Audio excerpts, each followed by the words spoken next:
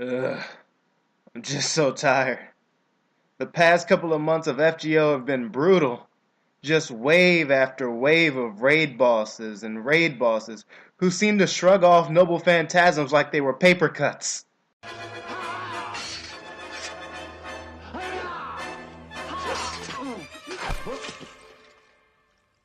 Now stand aside, worthy adversary. 'Tis but a scratch. I think we are desperately in need of a vacation.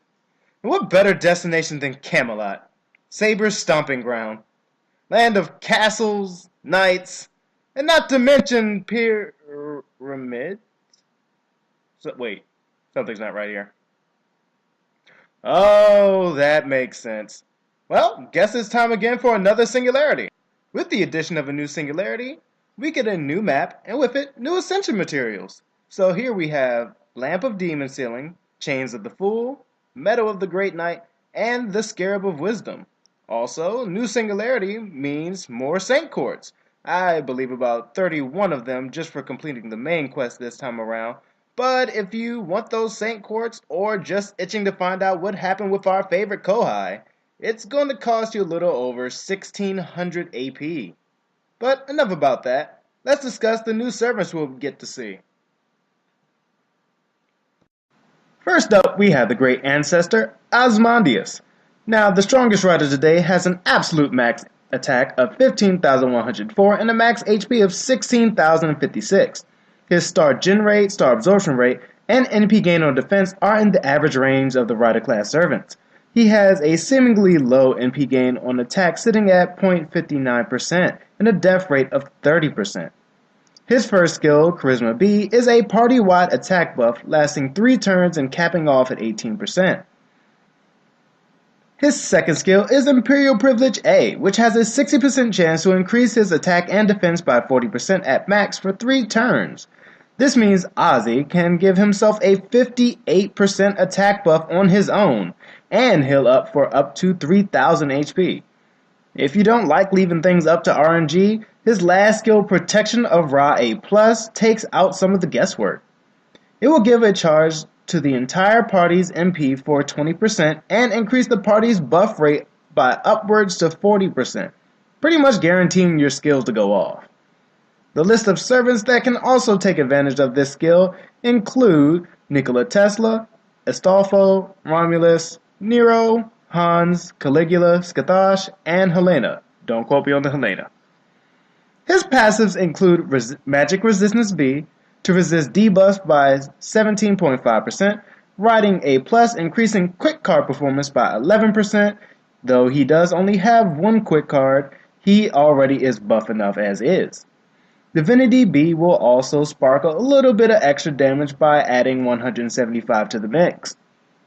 His Noble Phantasm, Ramesium Tentrius, is a buster single-target Noble Phantasm that seals enemies' Noble Phantasms for a turn and reduces their defense based on charge.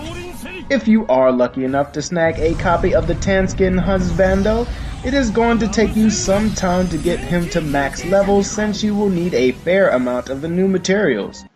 I would easily give him an A to A+ servant rating. Now that's enough about Ozymandias. The next brown skin beauty is the bunny caster Nitocris. She has an absolute max attack of 12,970 and a max HP of 15,686. Like Ozzy Boy, Star Gen, Star Absorb, and MP gain on defense is well within the norm for the caster servant class. Her MP gain on attack is kind of low compared to some of her other caster counterparts, resting at 0.54%. Her first skill is Egypt Magecraft A. Now this skill will help increase death success rate for 3 turns and recover own HP by up to 3000.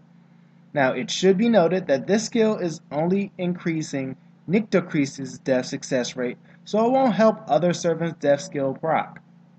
But servants like Ryogashiki and Void Shiki will help Nyctocris's death chance to increase.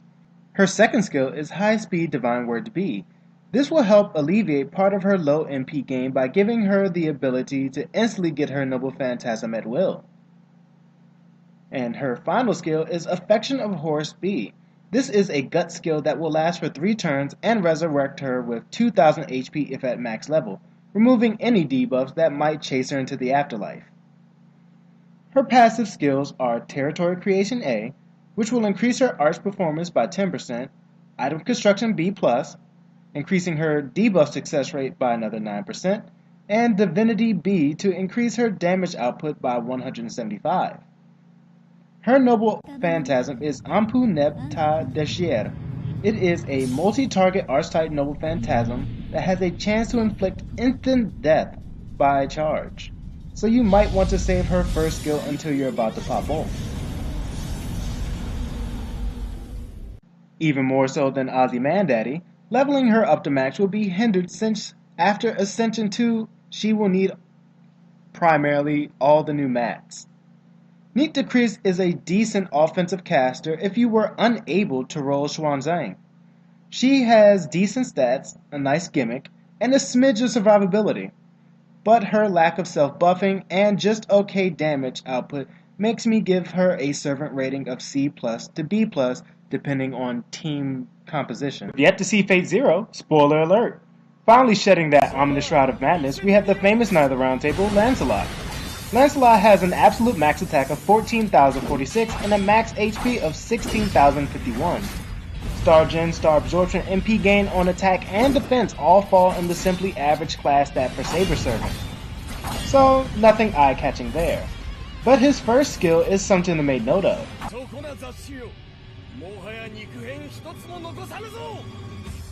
Knight of the Lake A will charge his Noble Phantasm gauge by 30% and produce a healthy amount of crit stars if the skill is leveled up to max. With the game currently lacking many Saber Servants with the ability to charge their own Noble Phantasm gauge, Lancelot is a good addition to the lineup. His second skill might look somewhat similar if you have the Berserker version of the Knight of the Lake. Eternal Arms Mastership A+ will increase his critical star absorption rate up to 6,000%. So coupled with his first skill can guarantee 2 of his cards will crit. Now his last skill is a mouthful. Knight of Owner, a knight does not die with empty hands A++. If you couldn't guess what Barney Purple Knight loves to do, it's crit, crit, and more crits. This final skill will not only generate up to 15 stars per turn for 3 turns, it will also increase his crit damage by up to 50% at maximum level. He only has 2 passive skills, being Magic Resistance B with a debuff resistance buff of 17.5% and a Riding B skill with a quick boost of 8%. His Noble Phantasm is Arendite Overload. This is a single target Arch Noble Phantasm. Not only does his Noble Phantasm boost Arch efficiency by 30%, but it will also increase damage taken by the enemy for 5 turns. So if you pull off a successful full crit Arch Brave Chain, you will likely be able to launch another Noble Phantasm and increase the damage taken even further. Besides his third Ascension stage, he is rather gentle on the mat consumption, so if you play the Onigashima event off and on, you should be fine.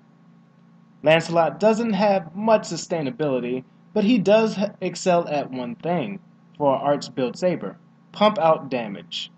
Though it does somewhat rely on him having Noble Phantasm and on crit stars on hand, so I guess he'll get a serving rating of B+ to A-. Now that's all I'm going to go over for now. I believe there's roughly 24 hours until the Singularity will go live, not counting extended maintenance, so it's almost time to start letting that AP refill to max. Well, until the next time guys and gals, this is Ripsy Thun. Bye bye peoples.